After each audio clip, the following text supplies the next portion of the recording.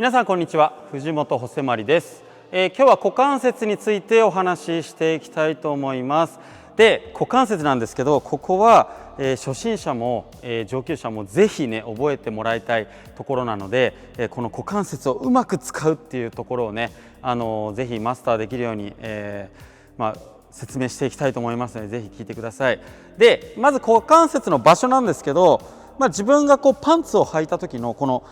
ラインありますよね。そのラインのあたりが股関節だと思ってください。で、実際関節はこのパンツのラインのそれぞれ真ん中ら辺、右側左側それぞれにあるので、その真ん中の部分にしっかりこう乗っていくとかっていう意識ができると、よりね股関節がね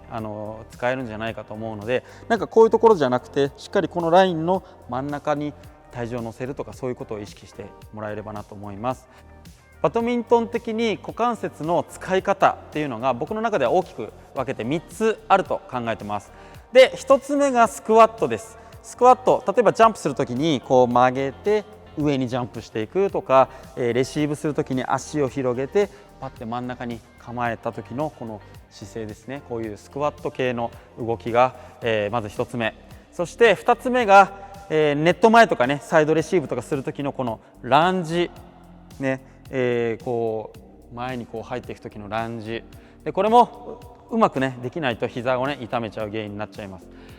で、3つ目がサイドランジです。これはねあんまり皆さん意識したことないかもしれないんですけど、すごくこれも重要なので、これが一番難しいんじゃないかなと思いますので、話をどんどん聞いてしっかりできるようにしてもらえればなと思います。で、サイドランジっていうのは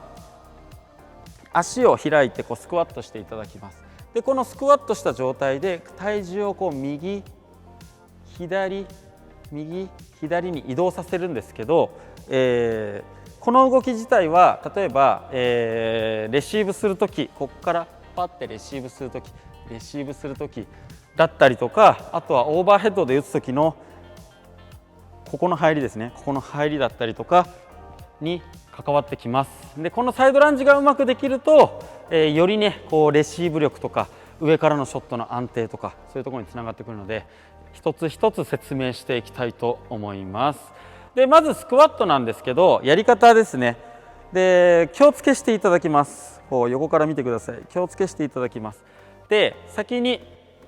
この股関節を触りながら、股関節から背中をまっすぐにした状態で前に倒していきます。で、そのまま倒していきます。そうするともも裏がこうパッと張ってくるような感じが出てきます。で、そしたら膝を曲げていきます。で、つまり股関節膝っていう順番で最初は、覚えてください。股関節膝、股関節膝、股関節膝っていう風にして、やっていきます。で、よりねこう質を高めていくんであれば、ちょっとかかと上げながらやってください。股関節曲げて膝曲げた時に重心がこう後ろに行かないようにしてください。例えば、リアクションステップ取るときね、こういう動きを取ると思うんですけど、その時に重心が後ろに行ってしまうと前動けなくなっちゃいます。だから軽くかかとを上げて股関節膝っていう動きですね。こういう動きです。で、これが、ある程度ねこうできるようになってくると、ほぼ同時に股関節を曲げたと同時に膝をねこう曲げることができます。はい、これ逆になっちゃうと膝曲がって股関節はダメなので、膝が先に曲がっちゃうととことんね曲がっていってしまいます。で、使う筋肉がこっちになってしまいます。しっかり股関節から使える筋肉がもも裏とお尻、あと背筋を使うような感覚になります。だからちょっと感覚がねつかめない人は、まずこういう状態ですね。で、ここからこういうふうに小さいスクワットをいっぱいやっていきます。その時にこうもも裏に効いてくる感覚を掴んでいきます。こう自分でちょっとね膝をこうちょっと伸ばしてみたりとか、股関節を深く曲げてみたりとか、いろいろこ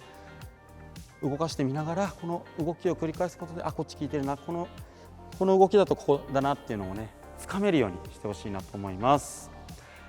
はい、じゃあ次に今度ランジいきます。まず足を出します。で、この時つま先少し外です。あんまりねこうなっちゃう人いるんですけど、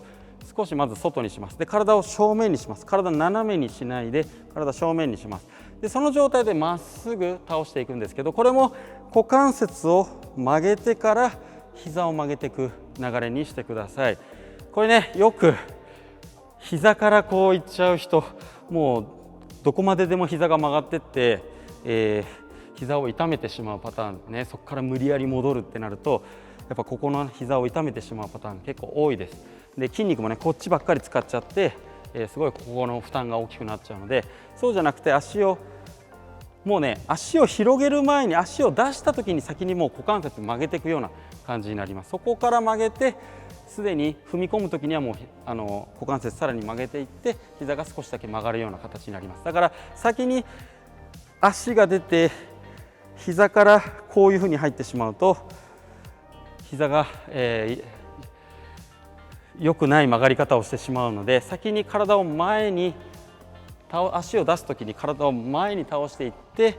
ついた時にはもう、膝がちょっとだけで済むような動きにしていきます。はい、で、自分の中でこの足首より膝がこう前に出てると、もうそれは動き的にあまりよろしくないので、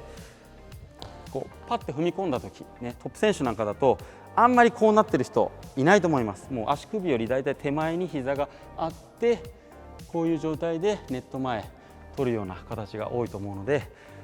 これぜひできるようにしてください。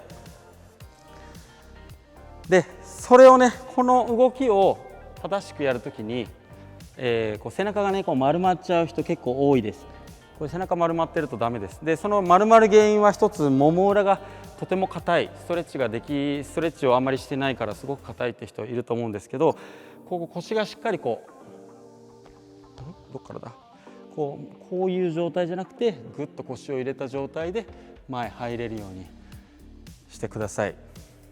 はい、最後にサイドランジを説明していきます。サイドランジはですね、まず足を少し開いて、足を平行にしていただきます。で、その状態でスクワットをしていただきます。で、これを右左に移動させたところで安定させるのがサイドランジになってきます。で、その時にまず右に移動する。で、よくあるのが膝がねこう外に出ちゃう。初めてやると大体こう外に出ちゃう人が多いんですけど、膝が外に出てしまうと股関節全く曲がってないので、これはダメです。で、そうならないために最初親指側にこう床を捉えるようにこうグッて力入れてもらいながら股関節をしっかりこう折り込んでいく。ね、これお尻の柔軟性もある程度必要になってきます。で、これ右に 100% 体重が乗れば左の力は抜けます。抜いた状態が作れます。で、これ安定している状態です。で、これも逆、今度左に移動させた時もこの親指に力入れて、真上に乗ってください。で、その時つま先膝鼻が一直線になる位置、こうとかじゃなくて、しっかりこう安定した状態を作って足がこう浮くというところまで持ってきてください。で、こっちの左側にも 100% 体重がうまく乗れば、この右側は力が抜けます。そうすると、太ももだけじゃなくて、ね、ハムストリングとかお尻を使ってグッてこうしっかり止まることができます。で、オーバーヘッドを打つ時もこう下がってきて、ここでグッて1回しっかり止まれると、ここで自分の好きなタイミングだったりとか好きな方向にしっかり動いて打つことができるので、上からのショットの安定感も出てきたりします。はい、で、最初はねどうしても膝がこう外に行く人が多いと思うので、自分でねちょっと膝押さえながら、